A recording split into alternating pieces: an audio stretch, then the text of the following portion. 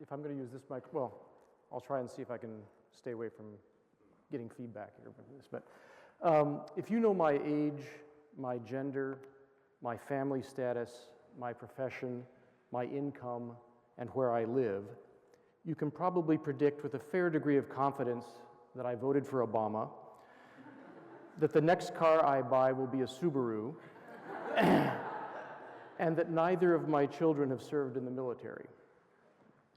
This way of looking at people from the outside is highly valuable to political consultants, Subaru dealers, and Army recruiters. It is responsible for the remarkable transformation of our artificial environment over the last several thousand years and can be very helpful. A doctor who truly feels my pain, for example, is probably going to do a less good job of setting my broken arm than one who views the injury from the outside as a material problem to be solved.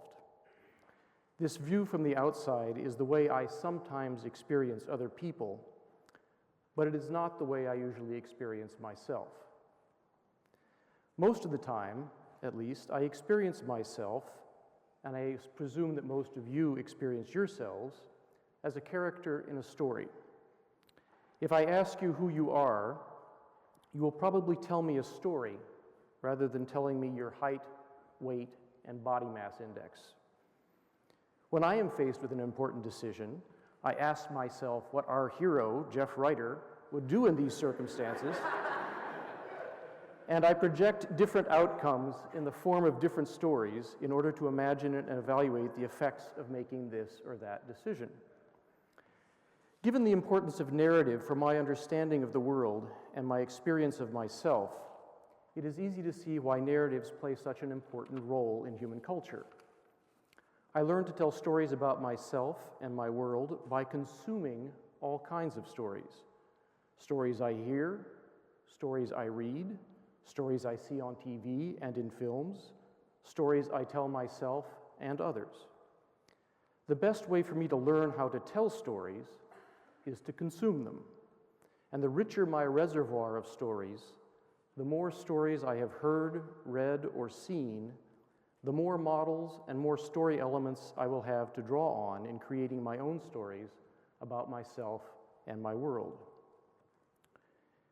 When a child whose entire narrative repertoire consists of Ninja Turtle or Power Ranger cartoons, and this is the only stories that this child has ever encountered, is faced with a conflict, he or she will not be able to imagine a way to resolve that conflict other than through violence.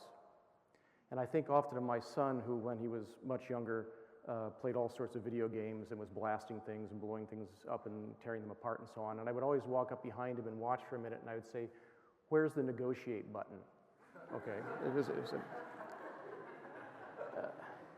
So every story projects a world, a historical world, an imagined world, a plausible or implausible world. And when I hear, read, or see that story, I inevitably imagine, even if it is not consciously, how I could live in the world projected by that story. With each story I consume, I imagine another way of being in the world, and this helps me tell richer and denser stories about myself and my everyday world, and see the possibilities in my life that I would not otherwise see. It thus seems to me that one of the goals of an education should be to introduce you to stories you might not otherwise encounter, to help you learn how to discover new stories yourselves, and to learn to be more self-aware and more sophisticated consumers and tellers of stories. This won't necessarily help you get a job, at least not directly, but it will help you see more possibilities of being in the world at every moment of your life, will help you imagine future courses of action, and will help you understand the things that have happened, like when you don't get that job, in constructive ways. The more stories you consume, the richer and denser your life becomes, and the more resources you have to deal with life's ups and downs.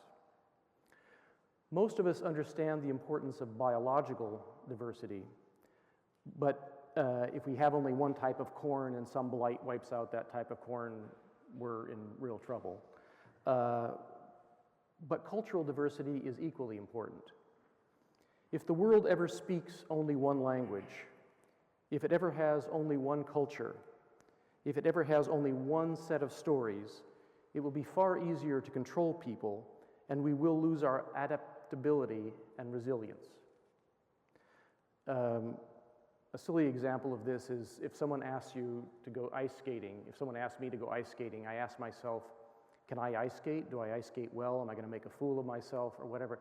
So I tell myself a story about the past, and that limits me, suggests that I should go or shouldn't go. Whereas if I can tell myself a story that says, well, if you go, maybe this time you'll be able to skate, okay? And then I'll go down and I'll hurt myself, but at least I'll be able to tell myself a good story about having hurt myself, as I said.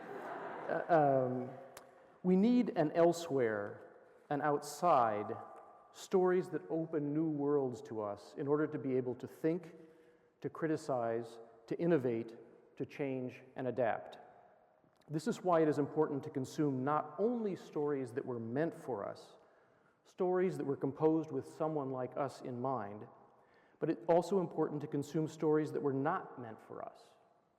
The stories that were not meant for us, that were not composed with us in mind, will in fact do far more to expand our narrative repertoire, to help us imagine the world and our possibilities of being in it, than stories that are meant for us.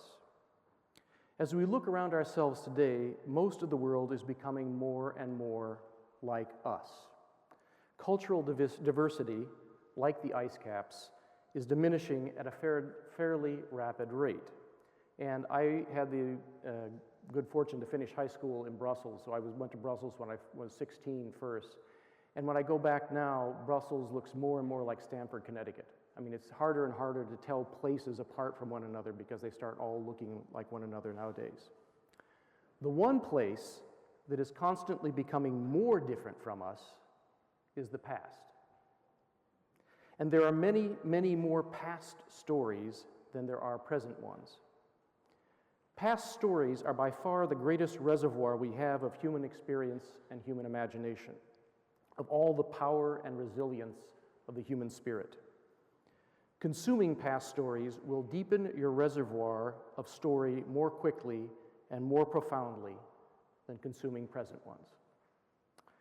So here's the challenge to go out and do something, okay? Tell one another stories. Listen to stories. Read stories. Watch TV. Go to the movies. But also study stories of all kinds, especially ones that weren't written with you in mind. And study them with people who can help you become more sophisticated consumers of them, who can help you learn to use them to your advantage, and who can help you learn how to tell them. As you consume more stories and become a more sophisticated consumer of them, you will also become a better storyteller. You will see more possibilities of being in the world around you, and you will be happier as you grow older. And that, it seems to me, should be one of the goals at the heart of any education. Thank you.